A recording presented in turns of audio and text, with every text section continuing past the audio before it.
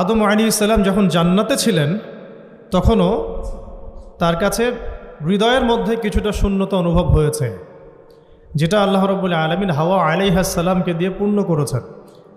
এবং তার বুকের পাঁজরের হাড় থেকেই তার স্ত্রীকে আল্লাহ পাক সৃষ্টি করেছেন।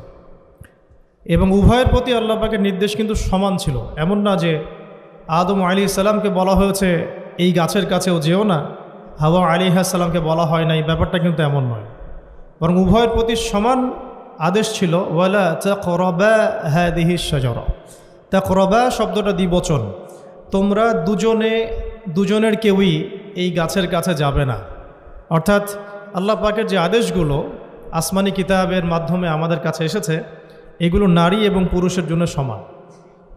ক্ষেত্র বিশেষে কিছু কিছু সূরতে আমলের, চলাফেরার, উসুলের কিছু পার্থক্য আছে, কিন্তু আমভাবে